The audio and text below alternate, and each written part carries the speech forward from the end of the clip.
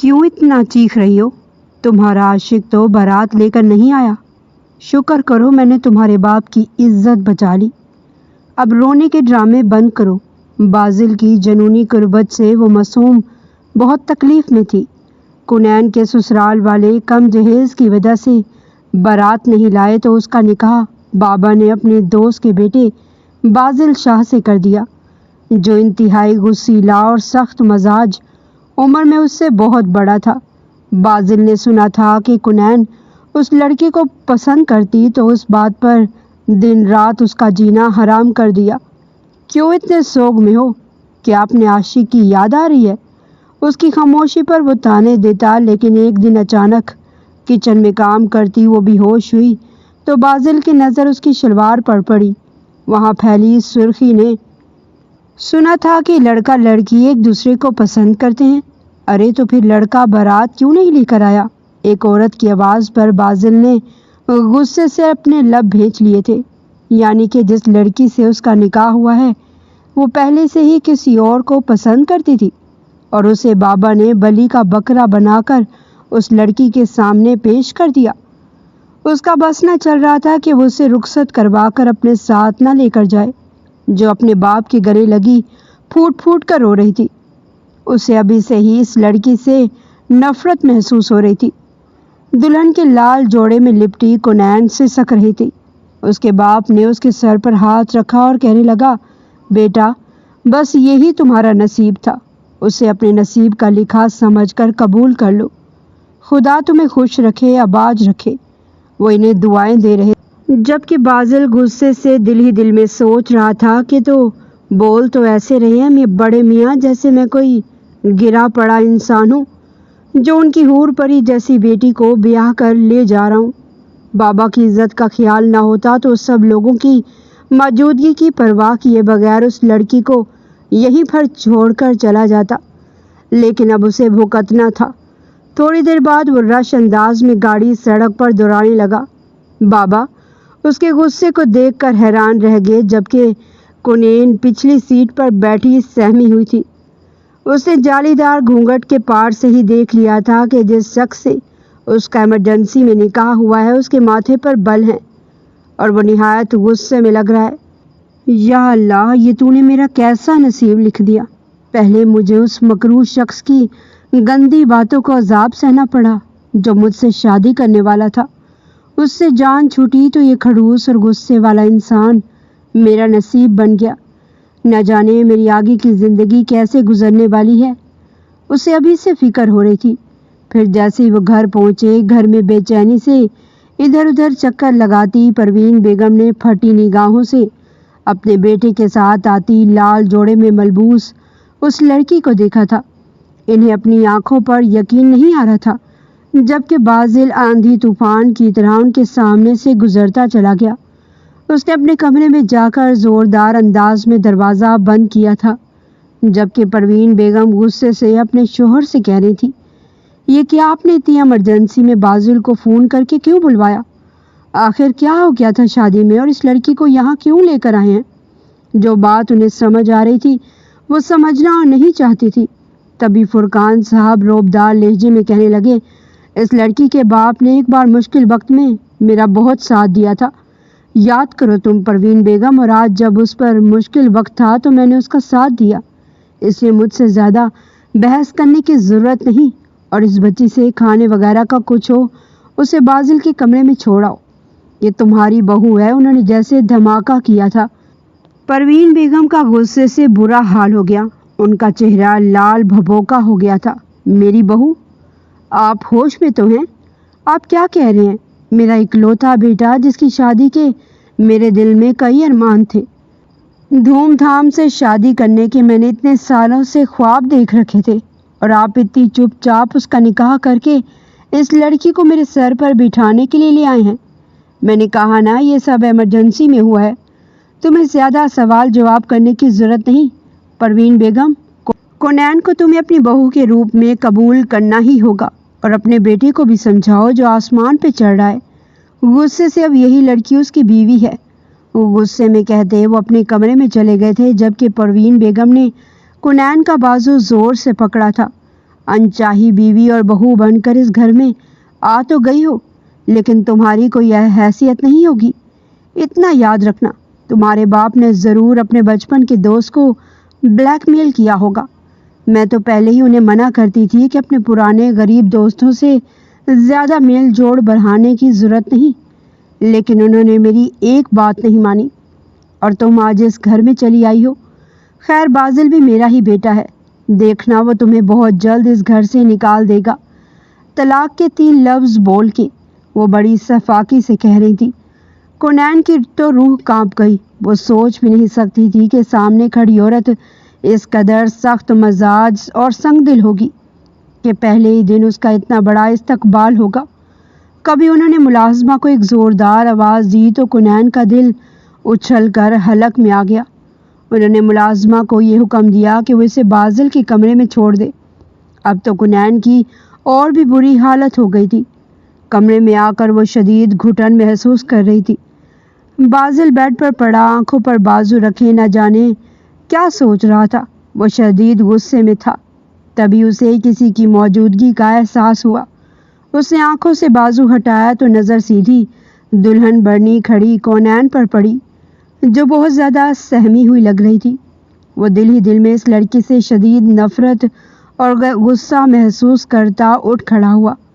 तभी अचानक उसके दिल में एक लतीफ़ सा जज्बा पैदा हुआ। जब बैठे बैठे माल हाथ आए तो उससे फ़ायदा भी उठाना चाहिए। यही सोचकर वो उसके बहुत करीब आ गया था।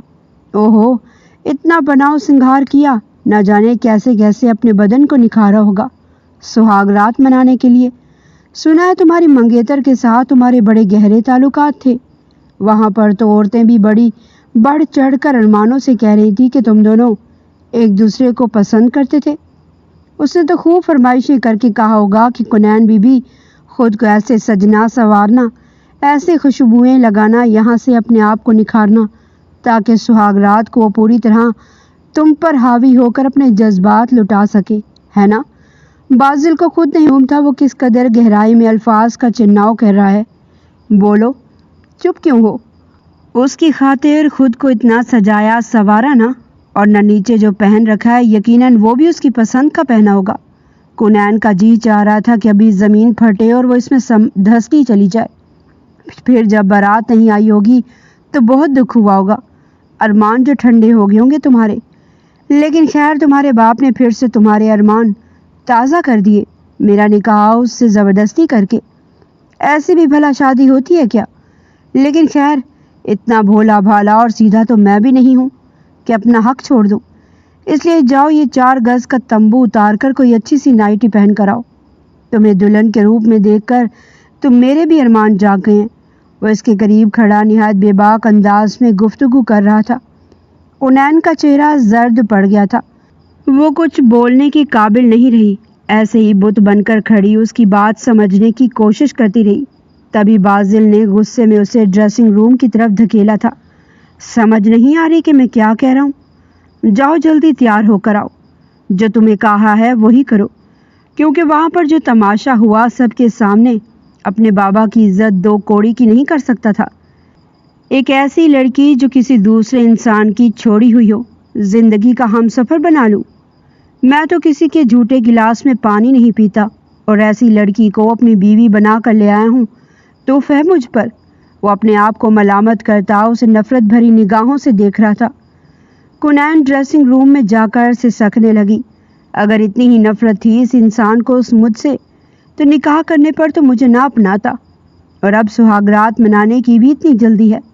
बिना ये सोचे कि मेरे दिल पर क्या गुजर रही है, तो एक लड़की की बारात उसकी दहलीज पर नहीं आती तो वो जिंदा लाश बन जाती है। उसके घर वालों पर क्या गुजरती है, लेकिन ये सब बातें एक एहसास करने वाला इंसान ही सोच सकता है। जबकि बाजिल एक बेहस और खड़ूस इंसान था। वो इससे उम्र में भी बहुत बड़ा लग रहा था, कहीं वो फिर से गुस्सा न करने लग जाए। इसलिए वो जल्दी जल्दी अपने जेवरात, अपना लहंगा और चूड़ियाँ सब उतारने लगी। डरते डरते कमरे से बाहर आई थी। कमरे में छाया अंधेरा और हल्की सी नीली रोशनी देखकर वो पीठ के बल दूसरी साइड पर आकर लेट गई, जबकि बाजिल उसके वजूद पर छा गया।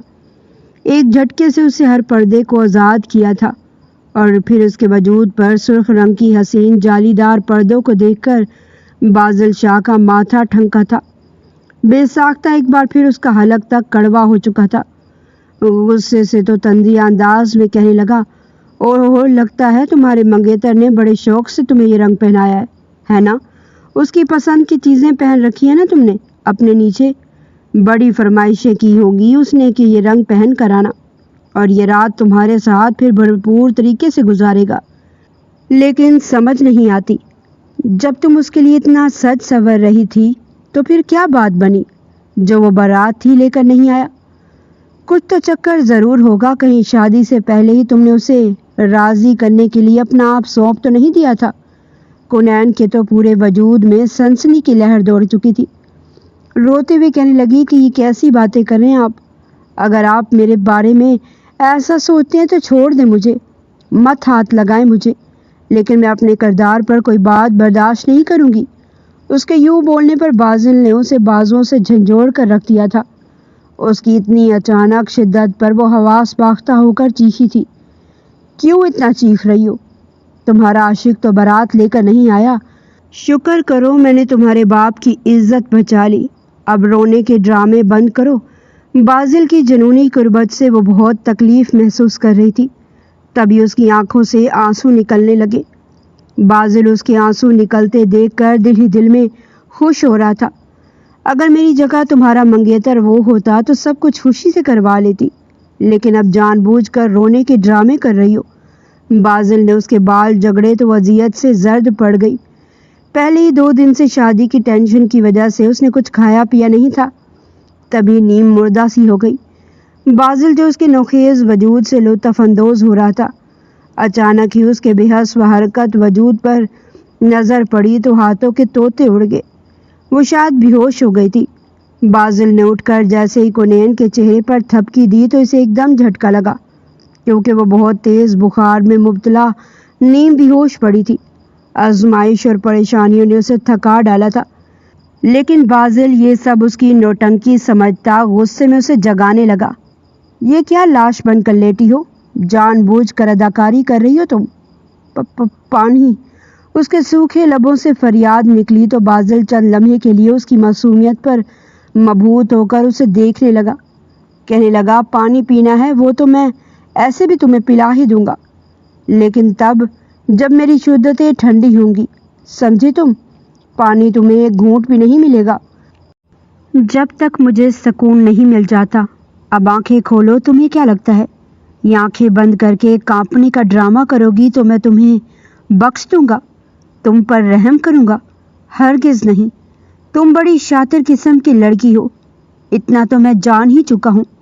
اب میرا ساتھ دو، اگر دوبارہ اس طرح کا کوئی ڈرامہ کیا تو مجھ سے برا کوئی نہیں ہوگا، میں مزید سختی سے تمہارے ساتھ پیش آؤں گا۔ وہی الفاظ بول رہا تھا، لیکن رہی صحیح ہمت بھی آج کنین کی جواب دے چکی تھی۔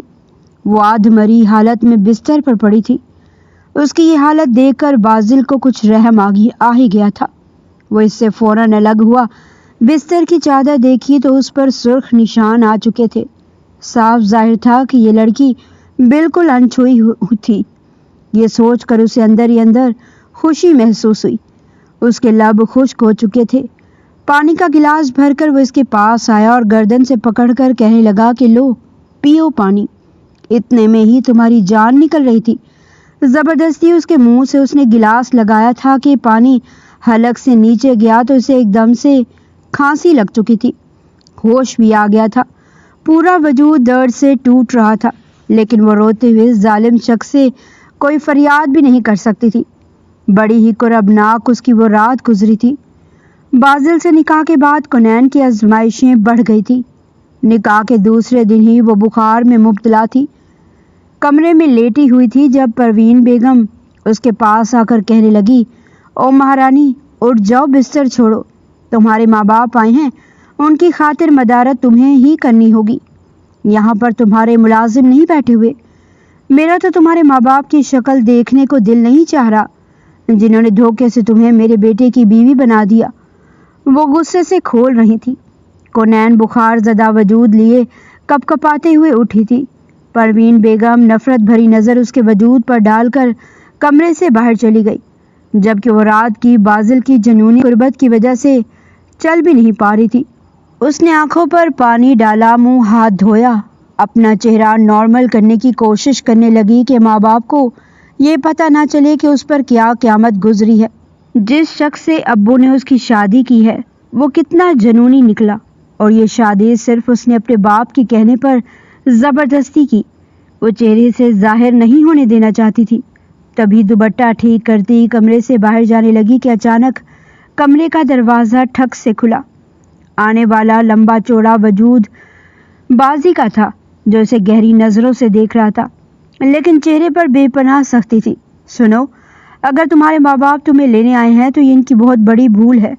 اب تم میرے نکاح میں ہو، اس لیے میں تمہیں تمہارے ماں باپ کے گھر جانے نہیں دوں گا۔ میں ان کے سامنے تمہیں جانے سے منع کر کے برا نہیں بننا چاہتا، اس لیے تمہیں ان کے سامنے انکار کرنا ہوگا، کیونکہ میرا دل ابھی تم سے بھرا نہیں ہے۔ ویسے بھی ہماری نئی نئی شادی ہوئی ہے، اب تو تم سے پورا ہی حق وصول کروں گا۔ وہ اس کے قریب آیا، اپنی گہری نظریں اس کے وجود پر گاڑتے ہوئے کہنے لگا، جبکہ کونین نے بے ساختہ ہی اپنا دوپٹہ ٹھیک کیا تھا۔ اگرچہ وہ اس کا شوہر تھا، لیکن رات والے سلوک کے بعد وہ اس کی نظروں سے خائف ہو رہی تھی، جو جسم کو چیر دینے والی تھی۔ وہ خاموشی سے امی ابو سے ملنے چلی گئی۔ ابو نے اسے گلے لگا کر پیار کیا۔ فرقان صاحب ان سے بات کر رہے تھے، اگر آپ کی اجازت ہو تو میں اپنی بیٹی کو گھر لے جاؤں؟ فرقان صاحب فوراً مسکرا کر کہنے لگے، ہاں ہاں کیوں نہیں، آپ لے جائیں، جتنے دن کونین بیٹی رہنا چاہتی ہے آرام سے رہے۔ انکل کی بات پر وہ خاموش رہی، پھر بے ساختہ کہنے لگی کہ نہیں ابو، میں نہیں جانا چاہتی ابھی۔ بازل نے سختی سے منع کیا تھا جانے سے، اس لیے وہ ابو کے سامنے انکار کر گئی۔ یہ سن کر امی ابو خوش ہو گئے کہ ایک ہی دن میں اس نے اپنے سسرال میں جگہ بنا لی ہے، اس لیے انہوں نے زیادہ اصرار نہیں کیا، لیکن رات کو وہ آنسو بہا رہی تھی۔ بازل نے اس کے آنسو دیکھے تو غصے سے بھڑک اٹھا۔ کیا زیادہ دل چاہ رہا ہے اپنے عاشق کے پاس جانے کا؟ میں تمہیں طلاق دے دوں گا تو تم چلی جانا اپنے عاشق کے پاس، لیکن ابھی میرا دل نہیں بھرا، اور جب دل بھر جائے گا تمہارے وجود سے اور تم سے تو پھر خود ہی تمہیں اس کے پاس چھوڑاؤں گا۔ بازل کے الفاظ سن کر کونین کی روح بھی کانپ چکی تھی۔ کیسا شخص تھا یہ جسے اس کا ہرگز احساس نہیں تھا؟ کیسی بے باک اور عجیب سی ٹون میں بات کیا کرتا تھا، جیسے وہ کوئی شریف لڑکی نہ ہو بلکہ بازار سے خرید کر لائی گئی ہو۔ اس شخص کو اس سے کوئی غرض نہیں تھی سوائے اپنی شدت انڈیلنے کے۔ میں کوئی کھلونا نہیں بلکہ انسان ہوں۔ کونین نے پہلی بار اپنے لب کھولے تھے۔ بازل اسے گھور کر دیکھنے لگا۔ تم میرے لیے صرف ایک کھلونا ہو، جی بہلانے کا سامان، کیونکہ تمہارے باپ نے زبردستی تمہیں میری جھولی میں ڈالا۔ نکاح کے نام پر انہوں نے منتیں کی کہ میں تم سے نکاح کر لوں۔ میری زندگی میں تو لڑکیوں کی کوئی کمی نہیں، اور نہ ہی کبھی مجھے اس کی ضرورت محسوس ہوئی۔ اب بیوی کے نام کا ٹھپا لگا کر تو میری زندگی میں آ گئی ہو تو اس کا فرض بھی ادا کرو۔ بازل نے اسے بستر پر کھینچ لیا تھا، لیکن وہ حیران بھی ہوتا۔ وہ کونین کے وجود میں عجیب سی دلکشی محسوس کر رہا تھا۔ اس کی روتی معصوم آنکھیں، دلکش چہرہ صاف چیخ چیخ کر اس کی پاکیزگی کی گواہی دیتا۔ وہ لاکھ یہ چیز نظر انداز کرنے کے باوجود اگنور نہیں کر پا رہا تھا۔ بس اس کا من اسی بات پر کھٹک رہا تھا کہ کونین اپنے ہونے والے پہلے شوہر کو، جو بدقسمتی سے بارات لے کر نہیں آیا تھا، اسے پسند کرتی تھی۔ اس نے اپنے دل میں شک کا بیج بو لیا تھا۔ اس کے آفس جانے کے بعد پروین بیگم کا نفرت بھرا رویہ بھی کونین کو برداشت کرنا پڑتا، جس نے سارے گھر کی ذمہ داری اس کے کندھوں پر ڈال دی تھی۔ وہ چپ چاپ کام کرتی رہتی، ایک ملازمہ بھی تھی صفائی کے لیے، لیکن کھانا بنانا اور کچن کی ساری ذمہ داری کونین کے کندھوں پر تھی۔ اس نے اپنی ذمہ داریوں سے کبھی منہ نہیں موڑا تھا، نہ شادی سے پہلے اور نہ شادی کے بعد۔ وہ کام سے نہیں گھبراتی تھی، لیکن زمانے کی سختیوں سے، لوگوں کے سرد رویوں نے اسے جیتے جی مار دیا تھا۔ انٹر کرتے ہی اس نے اسکول میں پڑھانا شروع کر دیا تھا، ساتھ ہی وہ پرائیویٹ گریجویشن بھی کر رہی تھی۔ اس دن بھی وہ اسکول سے گھر آئی تو امی اس سے غصے سے کہنے لگی، منع بھی کیا تھا کہ آج چھٹی کر لو، تمہارے رشتے والے آئیں گے، لیکن تم نے مجال ہے جو میری بات ماننی ہو۔ امی کی بات پر وہ تھکی تھکی سی کرسی پر بیٹھی تھی۔ امی بتایا تو ہے کہ بچوں کے پیپرز ہو رہے ہیں، چھٹی کرنا اتنا آسان نہیں ہے، میڈم بہت غصہ کرتی ہے۔ وہ معصومیت سے کہتی کچن میں چلی گئی تھی کیونکہ شدید بھوک لگ رہی تھی۔ ویسے ہی بغیر ناشتے کیے ہی اسکول جاتی تھی۔ گھر کے خراب حالات کی وجہ سے وہ اسکول میں پڑھاتی تھی۔ ابو کی ایک چھوٹی سی سرکاری نوکری تھی، اس گھر کا گزارا بہت مشکل تھا۔ کونین کے علاوہ اس کے 4 بہن بھائی اور بھی تھے جو اسکول کالج میں پڑھ رہے تھے۔ شام کو اس کے رشتے والے آئے اور اسے پسند کر کے چلے گئے، لیکن وہ امی سے الجھ پڑی، اتنی جلدی کیا ہے آپ کو شادی کرنے کی؟ گھر کے حالات دیکھیں، آپ کو میری شادی کی پڑی ہے؟ بیٹا، تمہارے ابو کہہ رہے ہیں کہ زمانہ بہت خراب ہے، جوان بچیوں کو جتنی جلدی ہو سکے اپنے گھر کا کر دیں اتنا ہی اچھا ہے۔ اسی بات پر اس کا موڈ آف ہو گیا تھا، لیکن پھر صرف 2 ہفتے بعد ہی اس کی منگنی عمیر سے ہو گئی، جو دکھنے میں ایک مناسب شکل و صورت کا مالک، ایک نوکری پیشہ شخص تھا، متوسط طبقے سے تعلق رکھتا تھا۔ اب ان کی منگنی کو محض 2-3 ہفتے ہی ہوئے تھے کہ اچانک کونین کے موبائل پر ایک رانگ نمبر سے کال آنے لگی۔ وہ حیران تھی کہ یہ نمبر کس کا ہے۔ ایک دن تنگ آ کر اس نے امی کو بتایا تو امی نے ہی کال پک کی۔ آنٹی، میں عمیر بات کر رہا ہوں، مجھے کونین سے بات کرنی ہے۔ اپنے منگیتر کی آواز پر وہ کوفت میں مبتلا ہو گئی۔ ابھی کچھ دن پہلے ہی اس کی نند اس سے نمبر لے کر گئی تھی۔ اسے نہیں معلوم تھا کہ وہ نمبر اپنے بھائی کے لیے لے کر جا رہی ہے۔ اس نے امی کو اشارے کیے کہ وہ بات نہیں کرنا چاہتی، لیکن امی نے زبردستی اسے کہہ دیا کہ وہ بات کر لے۔ آخر کو وہ اس کا فیونسی ہے۔ کونین جی، آپ کے گھر والوں نے ٹھیک نہیں کیا، شادی کے لیے 2 سال کا وقت دے دیا۔ میں نے سوچا اتنے عرصے میں ہم ایک دوسرے کی سے بات چیت کر کے وقت گزار لیتے ہیں۔ وہ بھی کیا کہتی؟ ہاں کرتی رہی۔ اس کے دل میں عمیر کے لیے کوئی جذبات نہیں ابھر رہے تھے۔ وہ تو تواتر سے اسے فون کرنے لگا۔ وہ جو اسکول میں بھی زیادہ موبائل استعمال نہیں کرتی تھی، اب دن رات اس کی کال کرنے کی وجہ سے پریشان رہنے لگی۔ اگر منع کرتی تو مستقبل کے مجازی خدا کو برا لگتا، اسی لیے چپ چاپ اس کی سب حرکتیں برداشت کرتی۔ لیکن ایک دن تو حد ہو گئی جب عمیر نے رات کے 2 بجے اسے فون کیا۔ یار، نیند نہیں آ رہی، عجیب سی بے چینی ہو رہی ہے۔ عمیر کے لہجے میں خمار تھا۔ عمیرہ، پلیز اس وقت فون بند کر دیں کیونکہ مجھے صبح اسکول جانا ہوتا ہے۔ اچھا ٹھیک ہے، میں بند کر دوں گا فون، اگر میری ایک بات مان لو گی تو۔ عمیر کے اگلے مطالبے نے اس کا چہرہ سرخ کر دیا تھا۔ وہ سوچ بھی نہیں سکتی تھی کہ عمیر اس سے کچھ ایسی گھٹیا بات کرنے والا ہے۔ غصے میں اسے سخت سست سنانے والی تھی کہ اچانک رک گئی اور پھر فون ہی آف کر کے رکھ دیا۔ لیکن پورا دن اس کا ذہن یہی بات سوچتا رہا۔ اسے عمیر بہت کریکٹر لیس انسان لگ رہا تھا۔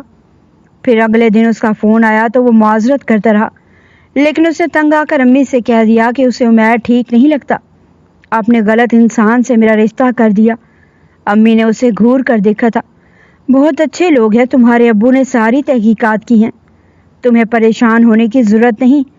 لیکن ایسے لگ رہا تھا جیسے یہ منگیتر نہیں بلکہ کوئی بہت بڑی آزمائش ہے، کیونکہ وہ اس سے بہت غلط قسم کے مطالبات کرتا رہتا۔ وہ انکار کر کر کے تھک گئی تھی۔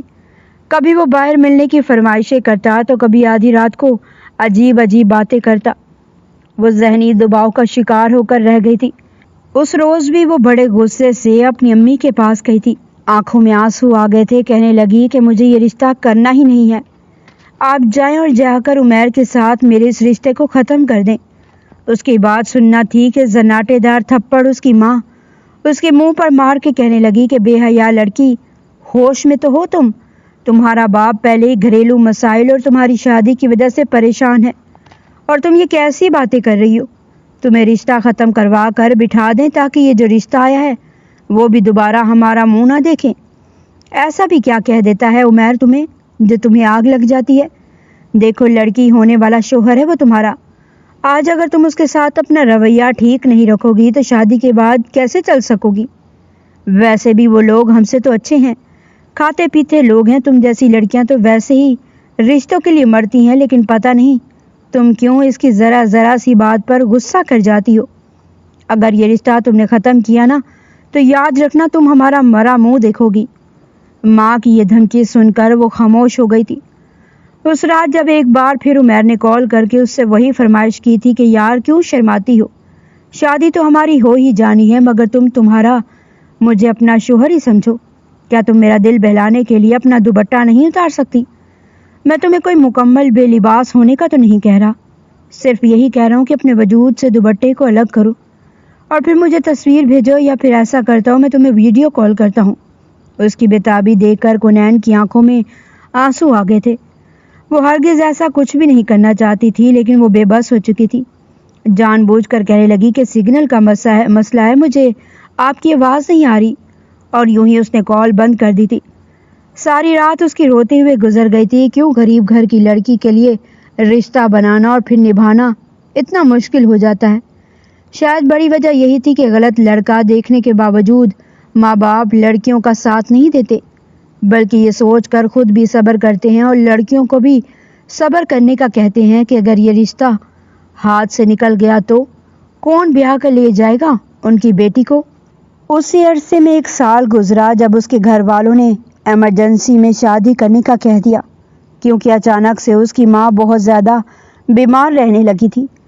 وہ اتنی جلدی شادی کے لیے تیار نہیں تھی، کسی طرح بھی چاہتی تھی کہ رشتہ ختم ہو جائے، لیکن اس کی بات سننے والا یہاں تھا کون؟ ابو امی، جن کو اس کی شادی کی بہت جلدی تھی۔ پھر وہ دن بھی آیا جب اس کا نکاح عمیر سے ہونے والا تھا، لیکن وہ دل سے راضی نہیں تھی۔ آنکھوں سے اشک بار بار بہہ رہے تھے، لیکن اچانک ہی نہ جانے کیا ایسا ہوا کہ ابو اور عمیر کے باپ میں کسی چیز کو لے کر بہت بحث ہو گئی۔ انہوں نے بارات لانے سے ہی انکار کر دیا۔ کچھ دنوں سے کال پر عمیر کا رویہ بھی کافی بدلا سا تھا۔ بات بات پر اکثر یہی بات نکالتا کہ جہیز میں تمہارے ماں باپ کیا دے رہے ہیں؟ تمہیں وہ میری امی پوچھ رہی تھی۔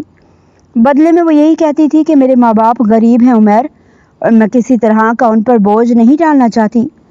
جو کچھ ہوا میں خود بنا لوں گی، لیکن زیادہ جہیز نہیں لوں گی۔ پھر بھی وہ کسی نہ کسی طرح کوئی بات نکال کر گھما پھرا کر وہیں ہی لے آتا کہ اچھا، میرے خاندان میں تو اس سے پہلے جب بھی شادی ہوئی ہے، لڑکی والوں نے مہران کار اپنے داماد کو گفٹ کی ہے۔ اب تمہارے ابا تو غریب سے ہیں، معمولی سی نوکری کرتے ہیں، اور تم بھی کوئی 5-10 ہزار ہی کما کر لے آتی ہوگی۔ اپنی جاب سے تو تم لوگ کم از کم ایک موٹر سائیکل تو افورڈ کر ہی سکتے ہو نا۔ اس کی بات سن کر کنین چونک اٹھی تھی۔ کہنے لگی کہ یہ کیا کہہ رہے ہیں آپ؟ لیکن فوراً وہ ہنس پڑا تھا۔ ہنس کر کہنے لگا کہ ارے نہیں، مذاق کر رہا ہوں۔ تم یہ مت سمجھو کہ میں تم سے کوئی ڈیمانڈ کر رہا ہوں۔ میں تو بس یہی پوچھنا چاہ رہا تھا کہ آپ لوگوں نے اپنے داماد کے لیے یقیناً کوئی بڑا اور اچھا گفٹ ہی رکھا ہوگا۔ مجھے سرپرائز دینا چاہتے ہوگے، آخر کو میں اس گھر کا بڑا داماد ہوں۔ اس کی یہ باتیں کنین کو مزید پریشان کر چکی تھی۔ دلہن بنی کنین کے پاس اس کی چھوٹی بہن دانین آئی تھی۔ آپ ہی عمیر بھائی کے گھر والوں نے بارات لانے سے انکار کر دیا۔ ابو بہت رو رہے ہیں، نہ جانے کیا بات ہو گئی ہے۔ دانین کی بات پر وہ خاموش بیٹھی رہی۔ اس کے سرد تاثرات میں کوئی فرق نہیں پڑا تھا، جیسے وہ کوئی ربوٹ ہو۔ پہلے بھی دل کسی بھی خوشی سے خالی تھا۔ عمیر جیسے مکروہ شخص کی باتوں کو برداشت کرنا اس کے لیے بہت مشکل تھا۔ پھر پوری زندگی اسے برداشت کرنا، وہ تو یہی سوچ سوچ کر پاگل ہو رہی تھی۔ لیکن تھوڑی دیر بعد دانین اور امی نے اسے بتایا، تمہارے ابو کے دوست ہیں نا، فرقان قریشی، ان کے بیٹے سے تمہارا نکاح ہو رہا ہے بیٹا۔ بڑی خوش نصیب ہے میری بچی، اتنے بڑے گھر میں بیاہ کر جا رہی ہے۔ ان کا بیٹا آ گیا ہے تمہیں بیانے کے لیے۔ میری بیٹی آج رخصت ہو کر جائے گی اپنے سسرال۔ امی خوش ہو کر کہہ رہی تھی، جبکہ وہ حیرت سے انہیں دیکھتی رہ گئی۔ دلہا بیزار شکل بنائے، سفید شرٹ، سوتی جاگتی کیفیت لیے نکاح نامے پر سائن کر رہا تھا۔ چہرے پر غصے کے تاثرات تھے۔ بازل قریشی جو ایک امیر باپ کا بیٹا تھا، 3 فیکٹریاں تھیں اس کی اس شہر میں۔ یہ سب کچھ فرقان صاحب نے اپنی محنت سے بنایا تھا۔ بازی ان کا اکلوتا بیٹا تھا۔ اب وہ 3 فیکٹریاں اس کے نام پہ تھی۔ بلا کا ہینسم 30 سال کا ہونے کے باوجود لیکن ابھی تک کنوارا تھا۔ جب بھی ماں باپ شادی کا کہتے ہیں وہ صاف انکار کر دیتا۔ یونیورسٹی میں ایک لڑکی سے محبت کرنے کے بعد ایسا دھوکہ ملا کہ اسے لڑکیوں کے نام سے بھی نفرت ہو گئی تھی۔ پھر اس دھوکے کے نام پر اس نے کئی لڑکیوں کو الو بنایا۔ اس کے آفس میں کام کرنے والی، پارٹیز کلب میں ملنے والی ماڈرن لڑکیاں، کچھ دن ان کے ساتھ گزارتا، پھر انہیں بائے بائے کہہ دیتا۔ بہت جلد اس کا ہر ایک لڑکی سے دل بھر جاتا۔ وہ سوچتا کہ کوئی لڑکی بھروسے کے لائق نہیں، کوئی لڑکی ایسی نہیں جس سے وہ شادی کر سکے۔ کونین اچانک ہی اس کی زندگی میں آئی تھی، لیکن جب اسے پتا چلا کہ پہلے ہی وہ اس نام نہاد ہونے والے شوہر کو پسند کرتی تھی، تب سے اس کے دل میں ایک آگ لگ گئی تھی۔ رات میں تو اس کی ذات سے فائدہ اٹھاتا، اپنا مطلب پورا کرتا، لیکن دن میں اسے تانے دے دے کر اس کا جینا حرام کر دیتا۔ دوسری طرف پروین بیگم تھی، جنہیں اس بات کا پورا یقین تھا کہ بازل اس لڑکی کو کبھی نہیں اپنائے گا، ایک نہ ایک دن اسے چھوڑ دے گا۔ اس دن وہ تھکی ہاری سی کمرے میں آئی تو بازل غصے سے اسے کہنے لگا، یہ کیا سوگ زدہ چہرہ لے کر میرے سامنے بیٹھی ہو؟ مجھے تمہارا فریش وجود چاہیے، جاؤ اچھی طرح تیار ہو کر آؤ۔ بازل کے حکم پر وہ اٹھ کھڑی ہوئی۔ نہ جانے ایسی عادت پڑ گئی تھی اسے کونین کی، وہ اس کے بغیر رہ ہی نہیں پاتا تھا۔ وہ فریش ہو کر واش روم سے باہر نکلی، بال کھلے کندھوں پر پھیلے ہوئے تھے جب اسے سر سے پاؤں تک دیکھ کر کہنے لگا، یار یہ کیا بات ہوئی؟ جب بھی دیکھو سادہ سی شلوار قمیض میں میرے سامنے آ جاتی ہو۔ میں نے تمہیں 5 نائٹیز لا کر دی ہیں، اس لیے کہ تم رنگ برنگی نائٹیز پہن کر میرے سامنے آؤ، اپنے جلوے مجھے دکھاؤ، لیکن ہر بار وہی گھسا پٹا رویہ لے کر آ جاتی ہو۔ جاؤ ان میں جو ریڈ کلر کی نائٹی ہے وہ پہن کر آؤ۔ کونین سنجیدگی سے اس کا چہرہ دیکھتی رہ گئی۔ انکار کرنے کا تو سوال ہی پیدا نہیں ہوتا تھا، اس لیے چپ چاپ وہ نائٹی پہن کر اس کے سامنے آ گئی تھی، جس کا ہونا نہ ہونا بالکل برابر تھا۔ بازل شاہ تو اسے اس حلیے میں دیکھ کر گویا اس پر فدا سا ہو چکا تھا۔ کہنے لگا، ایک تو مجھے تمہاری سمجھ نہیں آتی، تم پہلے دن سے ہی اتنی خوبصورت تھی یا پھر میری شدتوں کی وجہ سے دن رات نکھرتی چلی جا رہی ہو؟ تمہارے حسن میں مجھے مزید اضافہ ہوتا محسوس ہو رہا ہے۔ اس پر اپنی شدتیں لٹانے لگا، پھر کونین کو آنسو بہاتے دیکھ کر ایک دم ہی رک گیا۔ یہ آنسو کس لیے؟ اب تک تو تمہیں عادت ہو جانی چاہیے۔ وہ اس کے کان میں سرگوشی کر رہا تھا۔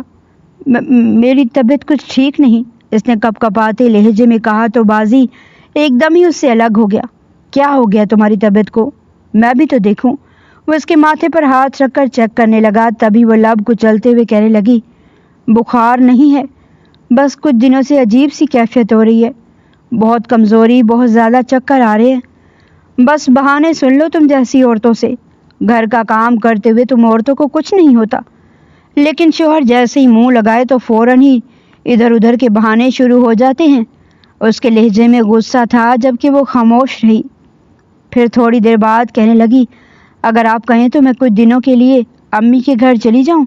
اسے جیسے بازل کی منتیں کی تھی، اس کی آنکھوں میں نمی تھی۔ وہ چند لمحے اسے دیکھتا رہا، نہ جانے کیوں ایک سیکنڈ کو اس کے معصوم چہرے پر بلا کا پیار آیا تھا۔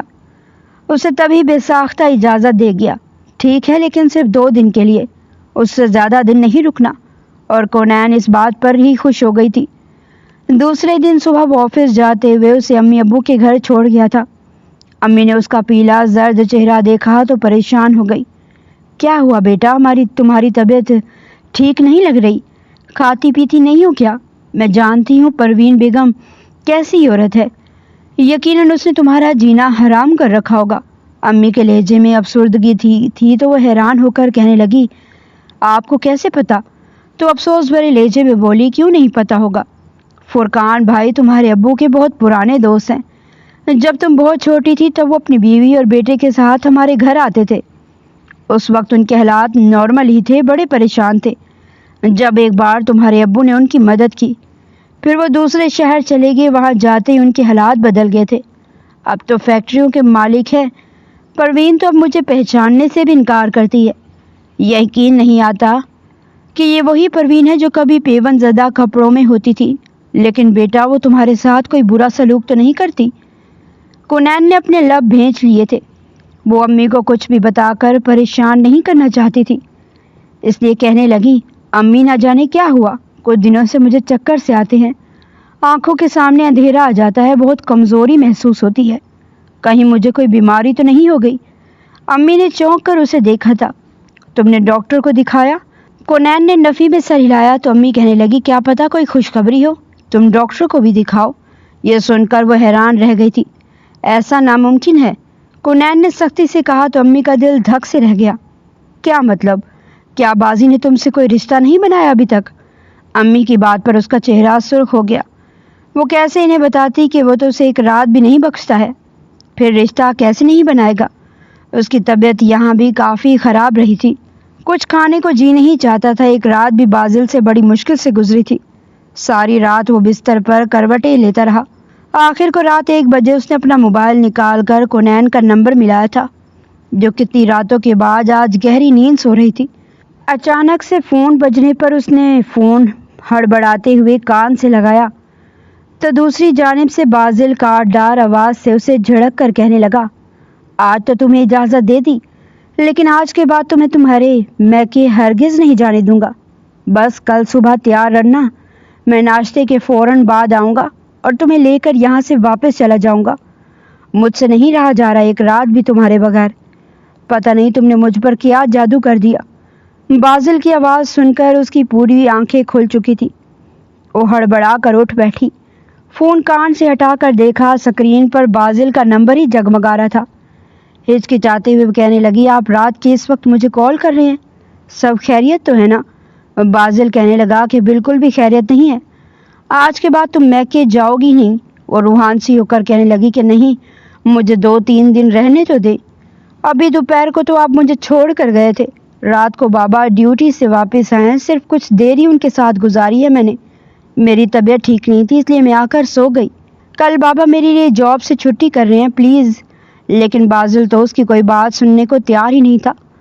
غصے سے کہنے لگا کہ اچھا، اب دوبارہ اگر تم نے انکار کیا تو پھر وہی رہوگی، اور میں اس رشتے کو ختم کرنے میں ذرا بھی نہیں سوچوں گا، وہیں بیٹھی رہنا، طلاق کے کاغذات بھی تم تک پہنچ جائیں گے۔ یہ سن کر کونین کا تو وجود ٹھنڈا پڑنے لگا تھا۔ ویسے اس کا بی پی لو تھا، لیکن اب تو طبیعت خراب محسوس ہونے لگی تھی۔ وہ چپ ہو چکی تھی۔ ایک بار پھر تکیے کو سینے سے لگائے وہ غیر مرئی نقطے کو دیکھنے لگی۔ اگلی صبح بازل اپنے وعدے کے مطابق ٹھیک 10 بجے پہنچ چکا تھا۔ داماد کو اپنے سامنے دیکھ کر دونوں ہی بہت خوش ہو چکے تھے، لیکن بازل کہنے لگا کہ نہیں، مجھے واپس بھی جانا ہے، میں دراصل کونین کو لینے کے لیے آیا ہوں۔ وہ کہنے لگے کہ بیٹا اسے 1-2 دن اور رکنے دو، پہلے ہی شادی کے بعد پہلی بار رہنے کے لیے آئی ہے۔ لیکن بازل کہنے لگا کہ نہیں، میری بھی مجبوری ہے، میرے سارے کام یہی دیکھ رہی ہوتی ہے، اس لیے اس کے بغیر اب میرا دل نہیں لگتا۔ یوں کونین کی والدہ بھی خوش تھی کہ چلو دونوں ایک دوسرے کے ساتھ خوش تو رہنے لگے ہیں۔ پھر جاتے ہوئے ہچکچاتے ہوئے کہنے لگی کہ بیٹا جاتے ہوئے کونین کا چیک اپ کروا لینا، اس کی طبیعت مجھے کچھ ٹھیک نہیں لگ رہی، ہو سکتا ہے کہ کوئی خوشخبری نہ ہو۔ وہ مسکرا کر بول رہی تھی، لیکن بازل کے چہرے پر سنجیدگی آ چکی تھی۔ وہ کونین کو لے کر وہاں سے نکل کے آیا تھا، گاڑی بڑی سپیڈ سے چلا رہا تھا۔ بازل کہنے لگا، یہ کیا کہتی پھر رہی ہو تم اپنی ماں سے؟ خبردار جو تم نے بچوں کے بارے میں سوچا بھی تو۔ طبیعت ویسے ذرا سی خراب ہوتی ہے، لیکن پتہ نہیں تم عورتوں کو بچوں سے کیسی لگاوٹ ہے۔ مجھے تمہارے ساتھ اپنی زندگی بھرپور طریقے سے انجوائے کرنی ہے، سوچنا بھی مت کہ اتنی جلدی میں تمہیں پریگننٹ ہونے دوں گا۔ ویسے بھی بچے مجھے کچھ خاص پسند نہیں ہیں، سمجھی تم؟ کونین سہم کر چپ ہو چکی تھی، کہنے لگی کہ آپ مجھے ڈانٹ کیوں رہے ہیں؟ پہلے مجھے میرے ماں باپ کے گھر رہنے نہ دیا اور اب یوں ڈانٹ رہے ہیں جیسے بچہ میں نے خود اپنے اندر ڈال کر پیدا کرنا ہے۔ یہ سب کچھ تو اوپر والے کی مرضی سے ہوتا ہے۔ بازل اسے سیدھا ڈاکٹر کے پاس لے کر گیا تھا۔ کونین ڈری سہمی سی تھی۔ ڈاکٹر نے اس کا چیک اپ کیا تو وہ الٹرا ساؤنڈ دیکھتے ہی مسکرا کر کہنے لگی کہ مبارک ہو، آپ ماں بننے والی ہیں۔ یہ سن کر کونین کے چہرے پر مسکراہٹ پھیل گئی تھی، وہیں وہ یہ سوچ کر بھی خوش ہو رہی تھی کہ چلو اس بہانے کم از کم بازل اس پر تھوڑا رحم تو کرے گا، وہ اس کی شدتوں سے بچ جائے گی، اپنی نیند پوری کر پائے گی اور اس کی ساس کا رویہ بھی اس کے ساتھ بہتر ہو جائے گا۔ لیکن اس نے یہ بات بازل کو بتائی تو وہ غصے میں آ چکا تھا، کہنے لگا یہ سب کچھ کیوں اور کیسے ہو گیا؟ میں تو بچے بالکل بھی نہیں چاہتا، مجھے تمہارے ساتھ ہر رات پہلے سے بھی زیادہ شدت سے وقت گزارنا ہے۔ کونین ڈرتے ڈرتے کہنے لگی کہ ڈاکٹر کہہ رہی ہے کہ مجھے کافی کمزوری ہے، وقت پر پھل اور دودھ کھانے پڑیں گے اور نیند بھی پوری کرنی پڑے گی، تبھی بچوں کی صحت اچھی ہوگی۔ اور وہ یہ بھی بول رہی تھی کہ شوہر کو اب میرے قریب نہیں آنا ہوگا۔ وہ ہچکچاتے ہوئے بول رہی تھی، لیکن بازل کو مزید غصہ آنے لگا تھا۔ وہ کسی بھی طرح کی رکاوٹ کو فی الحال ہضم نہیں کر پا رہا تھا۔ گھر آ کر جب اس نے بازل کو غصے سے کمرے میں جاتے ہوئے دیکھا تو غصے سے پروین بیگم اسے دیکھ کر کہنے لگی کہ آ گئی مہارانی، لگتا ہے تمہیں بھی ہمارے گھر کے اے سی اور آسائشوں کی عادت ہو گئی ہے۔ تبھی ایک پورا دن بھی وہاں نہیں رہ گیا اور واپس منہ اٹھا کر چلی آئی۔ کنین ان کی بات کو نظر انداز کر کے کہنے لگی، وہ آنٹی دراصل میری طبیعت ٹھیک نہیں تھی اور بازل مجھے ڈاکٹر کے پاس لے کر گئے تھے، میں ماں بننے والی ہوں۔ یہ سن کر پروین بیگم کے چہرے پر ایک دم سے خوشی کے تاثر آئے تھے۔ آگے بڑھ کر کہنے لگی کہ اچھا سچ کہہ رہی ہو تم؟ ایک دم پروین بیگم اس پر پھول نچھاور کرنے لگی تھی، فوراً اسے سینے سے لگا لیا تھا۔ بھلے اسے وہ لڑکی پسند نہیں تھی لیکن آخر کو وہ ان کے بیٹے کی اولاد پیدا کرنے والی تھی۔ دل میں خود بخود ہی نرمی آ گئی تھی اور کنین کو لگا تھا جیسے اس نے دنیا فتح کر لی ہو۔ کنین کو یہی کہنے لگی کہ بیٹا تم ریسٹ کرو، گھر کے کاموں کی فکر کرنے کی تمہیں کوئی ضرورت نہیں ہے۔ لیکن بازل کا رویہ کافی بدل چکا تھا۔ اس کے چپ اور ناراضگی سے اب کنین کو بھی پریشانی ہونے لگی تھی۔ اس رات جب بازل آفس سے گھر آیا تو اس کے پاس آ کر بیٹھ گئی، کہنے لگی کہ اب کیا میری پریگننسی سے خوش نہیں ہے؟ بازل کہنے لگا کہ مجھے کوئی فرق نہیں پڑتا، مجھے صرف اور صرف ہر رات تمہارے ساتھ وقت گزارنا ہے، اپنی شدتیں انڈیلنی ہے تم پر، اور ان سب کے درمیان جو بھی رکاوٹ آئے گی اور مجھے اس سے شدید نفرت ہی ہوگی۔ وہ ہچکچاتے ہوئے کہنے لگی کہ بازل ڈاکٹر کہہ رہی ہے کہ 2-3 مہینے آپ کو احتیاط کرنا پڑے گی۔ لیکن بازل اسے وہیں بیڈ پر گرا چکا تھا، کہنے لگا کہ یہ 2-3 مہینے والی کہانی مجھے مت سناؤ، آج کل کے ڈاکٹر ویسے ہی الٹی سیدھی باتیں کرتے رہتے ہیں، میں تو تم سے ایک رات ہی بڑی مشکل سے دور رہا ہوں۔ یہ کہہ کر اس پر جھک چکا تھا۔ جیسے اس کے وجود میں سرایت کرنے لگا تو ایک دم سے کنین کی طبیعت خراب ہونے لگی، اس کا جی متلانے لگا۔ وہ خود سے بازل کو الگ کرتی بھاگ کر واش روم کی طرف گئی تھی اور پھر وہیں پر وومٹنگ کرنے لگی۔ یہ دیکھ کر بازل کو شدید کراہت ہوئی تھی۔ جیسے ہی وہ ہانپتی ہوئی باہر نکلی اسے چکر آ رہے تھے۔ بیڈ پر آ کر لیٹی تھی، کہنے لگی کہ بازل میری طبیعت بالکل بھی ٹھیک نہیں ہے، پلیز اس بات کو سمجھیے، میں اس حالت میں نہیں ہوں کہ آپ کی شدتوں کو سہ سکوں۔ پلیز اتنے مہینے میں ایک بار بھی میں نے آپ کو انکار نہیں کیا، آپ جس قدر مرضی سختی سے پیش آتے رہے، لیکن اب مجھ سے یہ سب کچھ برداشت نہیں ہو رہا۔ اسے لگا تھا شاید بازل کو اس پر رحم آ جائے گا، لیکن بازل پر تو جیسے شیطان حاوی ہو چکا تھا۔ کہنے لگا کہ اچھا تم نے کون سا کوئی محنت کرنی ہے، چپ چاپ لیٹنا ہی ہے نا، ساری محنت اور طاقت تو میری لگنی ہے، تم یوں ہی پڑی رہو، مجھے اپنا کام کرنے دو۔ یہ کہہ کر وہ اس کے وجود میں سما چکا تھا اور پھر اس کی شدتیں سہ سہ کر اس حالت میں کنین تو بالکل نڈھال ہی ہو چکی تھی۔ اگلی صبح اس کی آنکھ نہیں کھلی تھی، وجود بخار میں تپ رہا تھا۔ پروین بیگم اس کی حالت دیکھ کر پریشان ہو گئی، بازل سے کہنے لگی کہ اس کو ڈاکٹر کے پاس لے کر جاؤ۔ جب وہ اسے ڈاکٹر کے پاس لے کر گیا تو ڈاکٹر بازل کو ڈانٹنے لگی تھی، کہنے لگی کہ میں نے ان کو پہلے ہی بتا دیا تھا کہ ان کی حالت اور فیٹس مجھے کمزور لگ رہا ہے، اس لیے فی الحال آپ دونوں کو دوری بنا کر رکھنی پڑے گی، لیکن دیکھیے اس طرح تو بچے کو نقصان پہنچ سکتا ہے۔ ڈاکٹر اسے ساری بات سمجھا چکی تھی لیکن بازل پر اثر کہاں ہونے والا تھا۔ اس رات بھی آدھی رات کو جب بازل کو بے چینی ہونے لگی تو وہ پھر سے اس پر حاوی ہو چکا تھا۔ کنین کی ہمت جواب دے چکی تھی، چلا کر کہنے لگی کہ بازل معاف کر دے مجھے، کس بات کی سزا دے رہے ہیں آپ مجھے؟ ذرا آپ کو شرم نہیں ہے، لحاظ نہیں ہے میرا؟ میں انسان ہوں یا پھر کوئی کٹ پتلی ہوں جو آپ کی مرضی کے مطابق چلتی رہوں گی؟ میرے پیٹ میں آپ کا بچہ بن رہا ہے، میں دوہری تکلیف سے گزر رہی ہوں، آپ اس بات کا احساس کیوں نہیں کر رہے؟ بازل نے اسے اپنے سامنے یوں اونچی آواز میں بات کرتے دیکھا تو ایک دم سے آنا آڑے آ چکی تھی۔ زناٹے دار تھپڑ اس کے منہ پر مار کر کہنے لگا، تمہاری ہمت کیسے ہوئی میرے سامنے اونچی آواز میں بات کرنے کی؟ تمہارا سانس روک کے رکھ دینا ہے میں نے۔ وہ غصے سے اس کے پیٹ میں مکہ مار چکا تھا، مکہ مار کر کہنے لگا جیسے اس بچے کے لیے تڑپ رہی ہو، مجھے تو لگتا ہے یہ تمہارے اس پرانے عاشق کا ہی خون ہوگا، اس کے ساتھ یقیناً راتیں گزار چکی ہوگی، ہے نا؟ ورنہ اتنی جلدی تو کوئی بھی لڑکی پریگننٹ نہیں ہوتی جتنی جلدی تم ہو چکی ہو۔ شادی کو 1.25 مہینہ گزرا اور تم مجھے پریگننسی کی خبر سنا رہی تھی۔ کنین تو اس کا یہ الزام سن کر بالکل شوق ہی ہو چکی تھی۔ پیٹ میں لگنے والا مکہ اس قدر شدید تھا کہ وہ درد سے چلانے لگی۔ اس کی خراب ہوتی حالت دیکھ کر پروین بیگم بھی جب وہاں پر آ گئی تو فوراً بات کو بدل کر بازل کہنے لگا کہ وہ یہ واش روم کے لیے اٹھی تھی، لیکن پہنچنے سے پہلے گر گئی۔ فوراً اسے ڈاکٹر کے پاس لے کر جایا گیا، لیکن تب تک اس کا ٹراؤزر رنگ تبدیل کر چکا تھا۔ ڈاکٹر کہنے لگی کہ یہ بچہ ختم ہو چکا ہے۔ کنین کو اب بازل سے پہلے سے بھی زیادہ خوف آنے لگا تھا۔ کیسا بے حسی انسان تھا! اسے تو لگا تھا شاید اسے صرف اور صرف اس کے وجود سے ہی محبت ہے، لیکن اب وہ تو اپنی اولاد کو ہی کسی اور کا کہہ چکا تھا، جبکہ وہ اسے 100 بار صفائیاں پیش کر چکی تھی کہ وہ اس سے آج تک کبھی ملی بھی نہیں تھی۔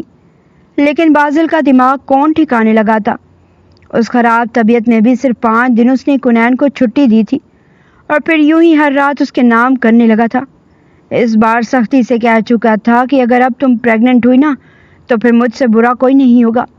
اگر اب بچے کی خوشخبری سنائی تو میں تمہیں طلاق دے دوں گا۔ وہ سہم چکی تھی، سمجھ نہ آتی کہ کس طرح خود کو ماں بننے سے روکے۔ وہیں پروین بیگم کا رویہ بھی اس کے ساتھ ایک بار پھر سے خراب ہو چکا تھا۔ اس روز وہ دل برشتہ ہو کر اپنے میکے گئی تھی، بازل کو بتائے بغیر رو رو کر اپنی ماں سے ساری حقیقت بیان کرنے لگی کہ کیسے 5 مہینے اس گھر میں نے کتنے مشکل سے گزارے ہیں۔ بازل نے مجھے ایک مشین سمجھ رکھا ہے۔ اسے روتا دیکھ کر اس کی ماں اسے دلاسا دینے لگی، پھر کہنے لگی کہ بیٹا، آج کل کے لڑکے ایسے ہی ہوتے ہیں، تمہیں ہی صبر کرنا ہوگا۔ تمہارے بعد تمہاری چھوٹی 2 بہنیں اور بھی ہیں، اس لیے تمہیں اپنے گھر میں گزارا کرنا پڑے گا۔ اپنی ماں کی طرف سے بھی یہ جواب سن کر وہ پھر تھک ہار کر واپس آ چکی تھی، لیکن اس کے پیروں کے نیچے سے زمین تو تب نکلی جب بازل پہلے سے ہی گھر میں موجود تھا۔ پروین بیگم اسے بتا چکی تھی کہ وہ تو اپنے میکے گئی ہے، کہہ رہی تھی کہ تم نے اسے جانے کی اجازت دی ہے، لیکن جیسے ہی وہ گھر میں داخل ہوئی اپنی ماں کے سامنے بازل اس کے منہ پر تھپڑ مار گیا۔ کہنے لگا، بے حیا لڑکی، کہاں گئی تھی تم؟ یقیناً اپنے پرانے عاشق کے ساتھ ملنے گئی ہوگی، ہے نا؟ کیا کہہ رہا تھا وہ؟ بولو، کس لیے گئی تھی اس کے پاس؟ کیا میں تمہاری ضرورتیں ٹھیک سے پوری نہیں کر پا رہا؟ ہر رات میں 2 سے 3 بار تو تم پر شدتیں انڈیلتا پھرتا ہوں، پھر بھی تمہارے اندر ایسی کون سی آگ مچی ہے جو بجھ نہیں رہی؟ وہ روتے ہوئے اس کے سامنے دونوں ہاتھ جوڑ چکی تھی۔ تھوڑی بہت جو اپنے دل میں وہ بازل کے لیے عزت اور محبت محسوس کرنے لگی تھی، وہ بھی کب کی ختم ہو چکی تھی۔ کہنے لگی، خدا کا واسطہ ہے آپ کو میرے ساتھ ایسا رویہ مت رکھیں۔ میرا کیا قصور ہے جو آپ میرے ساتھ ایسا کرتے ہیں؟ صرف اور صرف اپنی ماں سے ملنے گئی تھی، میں کوئی عاشق نہیں ہے میرا۔ لیکن بازل کو اس پر کہاں ہی رحم آتا، اسے اس کے جذبات سے جیسے کوئی فرق نہیں پڑتا تھا۔ وہ ایک بار پھر حاملہ ہو چکی تھی، جیسے اس کے مخصوص ایام نہ آئے تو اسے اندازہ ہو چکا تھا، لیکن اس بار اس نے بازل کو نہیں بتایا تھا۔ وہ پہلے سے بھی زیادہ کمزور ہو چکی تھی، آنکھوں کے نیچے ہلکے پڑ چکے تھے۔ جب اس کا 4تھا مہینہ شروع ہوا اور آہستہ آہستہ اس کا پیٹ نکلنے لگا تو بازل کو بھی شک گزرا تھا۔ کہنے لگا، یہ تمہارا پیٹ باہر کو کیوں آ رہا ہے؟ کہیں تم مجھ سے کچھ چھپا تو نہیں رہی؟ بتاؤ مجھے، کہیں پھر سے تم پریگننٹ تو نہیں ہو گئی؟ کنین کو سمجھ نہیں آیا تھا، ڈرتے ڈرتے کہنے لگی کہ جی، میں شاید پھر سے ماں بننے والی ہوں۔ بازل غصے میں آ کر کہنے لگا، اچھا، یعنی تم نے مجھ سے جھوٹ بولا؟ مجھ سے؟ میں نے تمہیں دوا لا کر دی تھی نا، کہا تھا نا کہ ہر مہینے کھاتی رہنا تاکہ دوبارہ مجھے جو منحوس خبر نہ سننی پڑے۔ ابھی کہ ابھی تم میرے ساتھ ڈاکٹر کے ساتھ چلو گی اور یہ سارا کھیل ختم کرواؤ گی۔ وہ اسے تقریباً گھسیٹ کر باہر لے کر آیا تھا۔ آگے سیڑھیاں تھی، وہ خود کو چھڑوانے لگی کہ چھوڑیں مجھے، میں ایک بار تو اپنے وجود میں اس ننھی جان کو آپ کے ہاتھوں ختم کروا چکی ہوں، لیکن دوبارہ نہیں۔ جیسے اس نے خود کو چھڑوانا چاہا، بازل نے بھی اسے ایک جھٹکے سے چھوڑ دیا تھا۔ وہ سیڑھیوں سے سلپ ہو چکی تھی اور پھر سیڑھیوں سے گرتی ہوئی جا کر فرش پر گری تھی۔ اس کے سر سے خون کی فوار پھوٹ پڑی تھی، فرش کا رنگ سرخ ہو چکا تھا۔ پروین بیگم تو یہ منظر دیکھ کر چلا اٹھی تھی۔ فوراً اس کو ہاسپٹل لے کر سبھی پہنچے تھے۔ بازل کو بھی اپنی غلطی کا احساس ہوا تھا۔ ڈاکٹر کہہ چکے تھے ہم آپ کے بچے کو نہیں بچا پائے۔ وہیں جب کنین کے ماں باپ کو اس کی حالت کا پتہ چلا تو وہ بھی ہاسپٹل پہنچ چکے تھے۔ اپنی بیٹی کی حالت دیکھ کر کنین کے والد قریشی صاحب سے سوال کر رہے تھے کہ کیا ہوا میری بچی کو۔ وہ ہاتھ جوڑ کر معافی مانگتے ہوئے کہنے لگے کہ مجھے معاف کر دو، میں نے تمہاری بیٹی کی ذمہ داری لی تھی لیکن شاید میں اس کو نبھا نہیں پایا۔ میرا بیٹا اس کو وہ عزت نہ دے پایا جو دینی چاہیے تھی۔ دونوں میاں بیوی بیٹھ کر رو رہے تھے۔ کنین کو ہوش آ چکا تھا لیکن وہ کافی ڈری سہمی ہوئی تھی. رو رو کر ایک ہی بات کر رہی تھی کہ بازل نے ایک بار پھر اس کی ننھی جان کو ختم کر دیا.